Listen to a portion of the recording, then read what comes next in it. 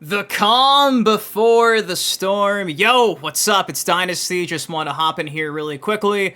Give you guys a small heads up on pretty much all we've gotten over the last 24 hours in regards to, I guess you can say, like the Mortal Kombat franchise in general. Thankfully, there's something to keep you at bay as we wait for tomorrow's big day. In case you have not heard, tomorrow at 12:30 Pacific, that being 2:30 Central, 3:30 Eastern, over on EVO's official YouTube channel, to kick off the biggest annual fighting game event of the year, we're going to get a 30-minute panel in regards to the Mortal Kombat Legacy Collection, obviously known for a few days now. There's going to be a demo there with one game from the collection, which is kind of heartbreaking. I was hoping it'd be more than one game, but I mean, tomorrow is pretty much the big day. I think tomorrow, crossing my fingers, they at least confirm one of those 4 unannounced games, maybe confirm if there's going to be a physical copy, maybe confirm the leaked release date that Xbox made the oopsie with a few days ago, that being the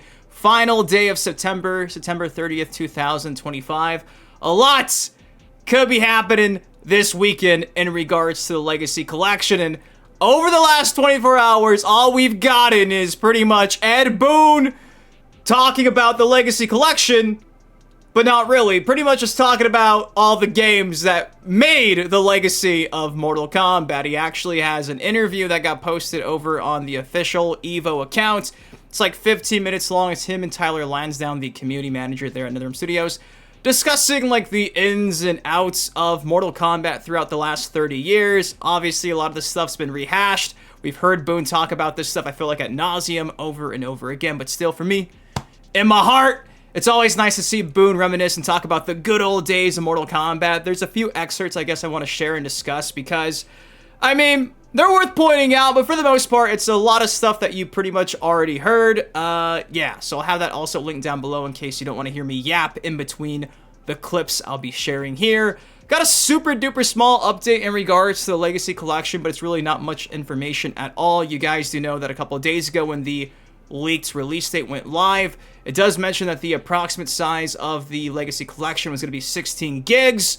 Well, on some installers, you guys have 16 gigs installed, then for others, you just have like the actual app installed and it's like 300 megabytes, which makes me think that initially you're supposed to just pre-install those 300 megabytes and the 16 gigs is not supposed to be downloaded at all. So yeah, Xbox must have really shit the bed by leaking all the contents on the back end of the source code into the game's hard drive. And then obviously leaking the release date. It's worth pointing out too that apparently this can be installed on expansion drives, which apparently is worth noting to some of you guys in the community. I've seen discuss that. So yeah, not much, but I promise you that changes in 24 hours. Now, before we break down all this stuff that Ed Boon had to say that I think is worth noting, and I show you guys this really lackluster news in regards to the Legacy Collection, do your boy a solid. If you've enjoyed all the videos this week, please, it takes you a second, drop a like on the video, because without you, these MK videos don't happen. I wish I was at EVO. I wish I was there watching this panel. The greatest 30 minutes in my life. It's 30 minutes for 30 years of Mortal Kombat. I always thought maybe we get more than that, but, you know, I'm being facetious. I gotta chill. Let's see what's going on with the Legacy Collection pre-install situation. So I meant it when I said that this was pretty much useless news because, again, it's really not much other than confirming that the ROMs not included, not downloaded. The actual directory of this is pretty much 300 megabytes. Fitty, my boy, my pal, earlier today came out and said currently the MK Legacy Collection is sitting around 300 megabytes on Xbox. So you can see here a screenshot that someone shared in the community, 340.1 megabytes. This is the current preload size. I think this is the size of the game itself without the ROMs. So yeah, man. Woo! And you guys have been for the last like 4 or 5 days trying to break down like the size of every ROM that is going to be in this, and just based on like the estimations you guys have been piecing together, there's not going to be any 3D era games if the actual full size is 16 gigabytes, which again, that was leaked the day that the release date got leaked. Air quotes here, because again, was it really leaked? Don't know. But if it really is 16 gigabytes and the directory is 300 megabytes, that means you got like 15 gigs to work with. I don't think we're getting MK9, cough cough. I don't think you're getting Deadly Alliance, Armageddon, Shaolin Monks, Deception. I hate to be the bearer of bad news. I've been trying to brace you guys for this for weeks, but some of you guys every day in the comment section are still asking if I think it's gonna happen. No! It's not! Stop asking me if it's gonna happen. I doubt it. I hope I'm wrong. Trust me, my favorite game of all time is Deception. I hope I'm wrong, but given that Stephen Frost, in interviews, has even came out and said, like, right now they're focused on, like, the classics, what made Mortal Kombat, like, y'all gotta chill. Chill. Good things take time. If this is a success, I guarantee we'll probably get another one of these in, like, 2 years with all the games that you and I want more than, I think, even these, dare I say. I mean, you know, not really.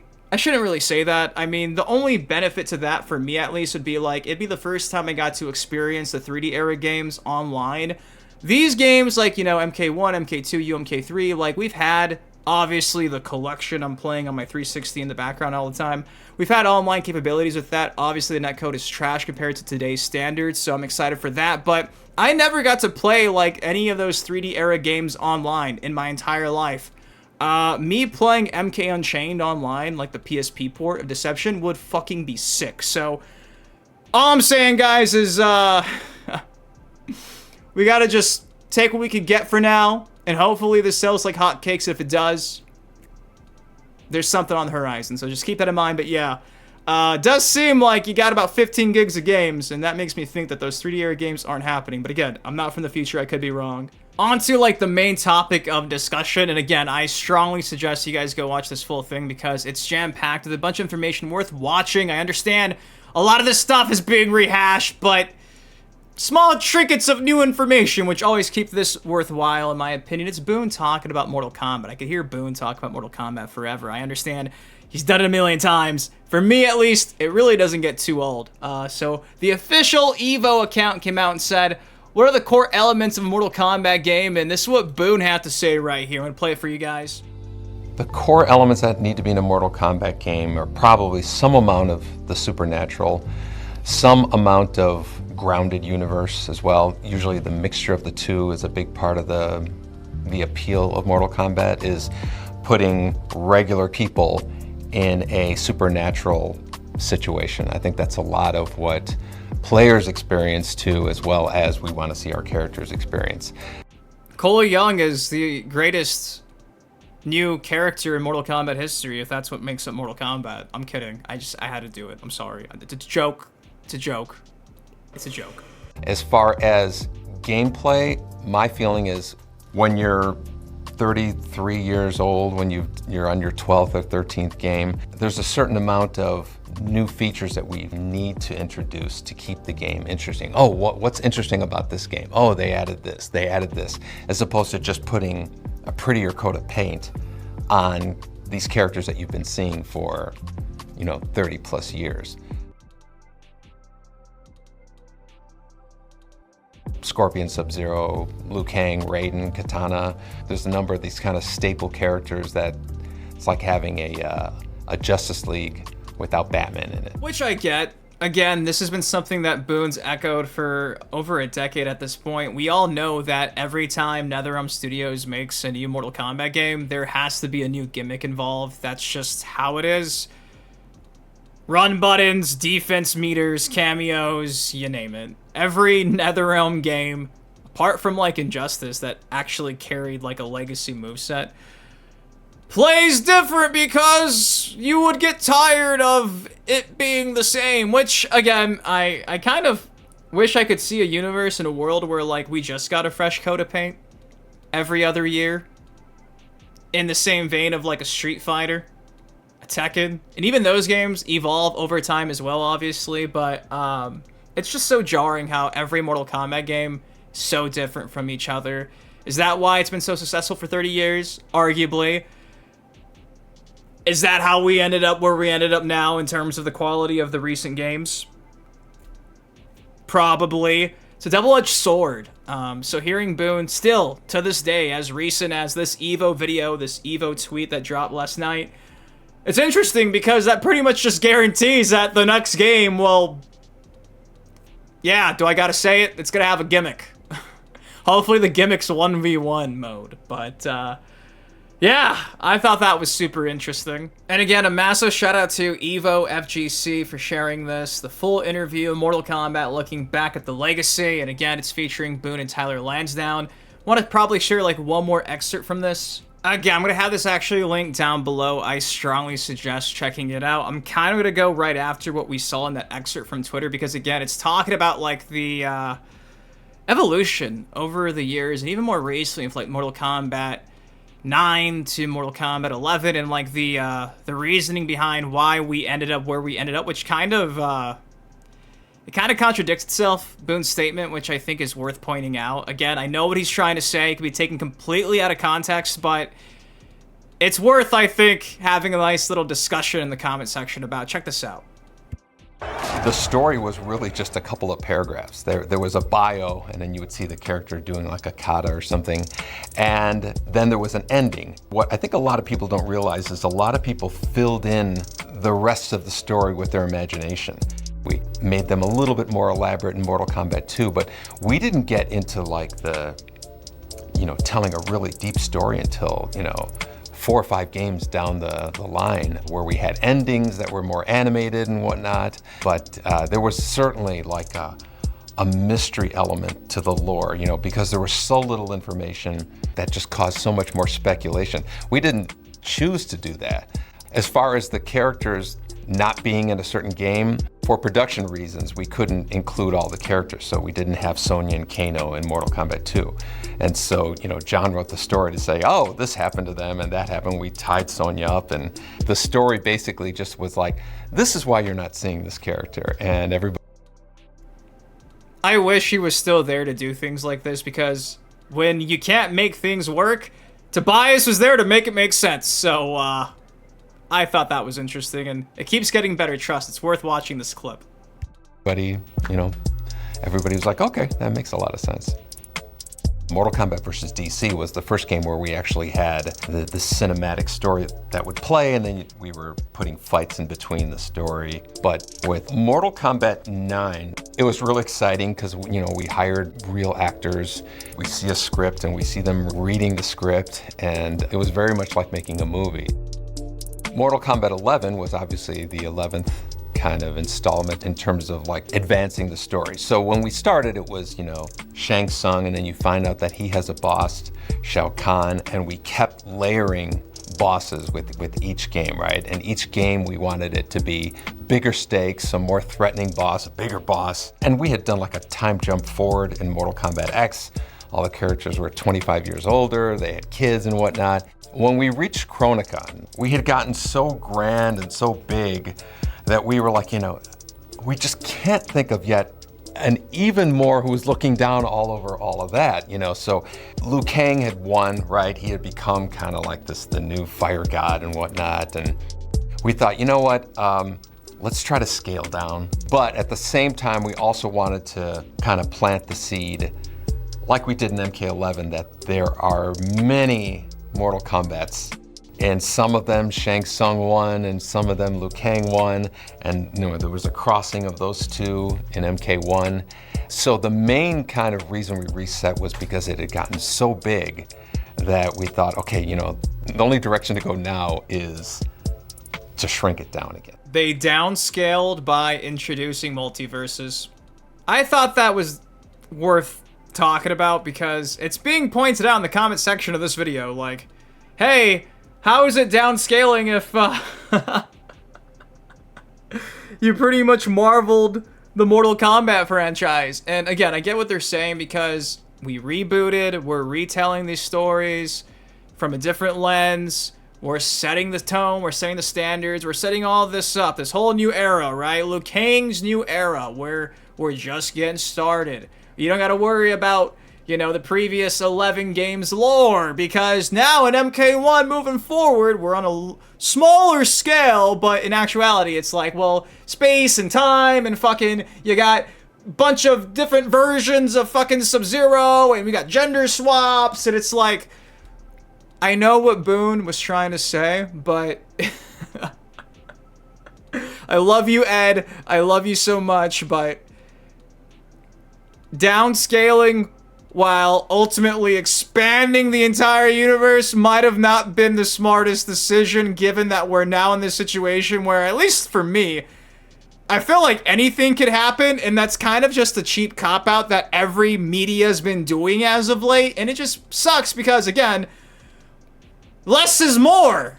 That's kind of what he was just saying earlier during the whole John Tobias days of, like, the OG Mortal Kombats, Mortal Kombat 1, Mortal Kombat 2, UMK3, etc. So, I just thought it's funny how mentality, right? The same but different, yet the quality, and I just wanted to point those excerpts out because I feel like maybe 10 years from now, we'll look back on this and be like, could you imagine if they would have kept it more focused in on just like one timeline? Maybe 3 or 4 minutes out of a 15, 16-minute video that I think you guys should check out. I just want to share that with you because hearing Boon discuss the reasoning why they went with this, again, it makes sense, but I feel like you just overcomplicated everything by doing that. By simpling it and downscaling and making it more... But again, I'm just a fan of the game. I don't develop this. I'm not a programmer. This is the GOAT for a reason. I'm just the guy on the internet. I love you, Boon. I just wonder what would happen if we didn't just rush to Armageddon, the first game of this new era. You feel me? So we'll see where the series goes, this franchise goes. I'm just glad the Legacy Collection's coming out. And again, go watch this because they talk about so much more than just these excerpts. I'll have this in the description of this video. So there you go. That's everything as of late that's gone on over the last 24 hours in regards to Mortal Kombat and the Legacy Collection. Gotta say, man, I really hope the Legacy Collection's a success. You know, Boon mentions in this documentary-style video, and he's mentioned it previously in recent interviews, how he thinks that they're on the cusp of Mortal Kombat becoming a forever franchise, and I think that's true. And I guess that's why people like myself and others on the internet are so passionate about our opinions on the good, the bad, and ugly of Mortal Kombat. It comes from a place of love, man. Like, this is my childhood. I want my kids one day to get over here, throw a kunai, do a fucking spine rip of Sub-Zero. Like, I want this franchise to live forever, and I feel like sometimes people take this as, like, criticism and negativity, when in reality, it's just my feedback to keep this thing alive. So if I'm ever too harsh, just know it's because this shit shaped me as a person, and it means the world to me. These two dudes right here, yeah, these two dudes helped shape me into this, for better or worse. And I just love Mortal Kombat, dude, so that's why, again, we're so passionate about all the ports. We're passionate about the Legacy Collection. For those who are like, these are old games, just emulate them. Bro, I get to play these with modern netcode. And that's why I'm hoping this is a success, because if this is a success, then 3D era games, which I don't want to be forgotten about, get this as well, this same treatment. I mean, Capcom has been doing compilations of all their games forever. There's never not been a way to play... Okay, Marvel 2, I get it. There's never not been a way to play most of those games. Mortal Kombat? Yeah, GOG exists, but again, you gotta use like Fightcade to play online. You gotta go buy an arcade 1-up that has the Wi-Fi built in, and that was a horrible connection. It's just been a pain in the ass to experience this in any sort of sense replicated at like an arcade. I can't go to an arcade and play against some random dude and put my quarters on. You know, I can't do that no more, right? This is the closest I can get to reliving that. This is the closest that generations after me can relive this, so just don't get it twisted, ultimately. I just feel like less is more. You know, like in wrestling, less is more.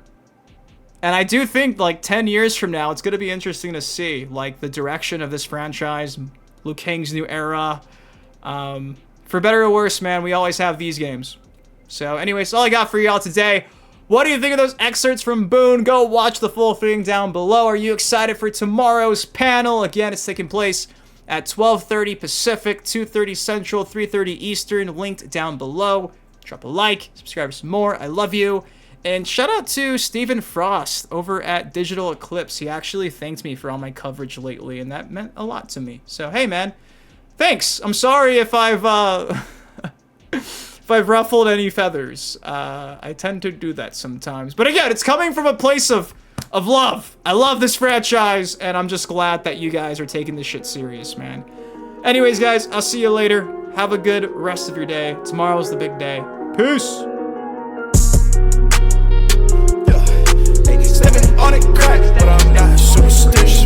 Count all these racks, I be steady, counting my digits.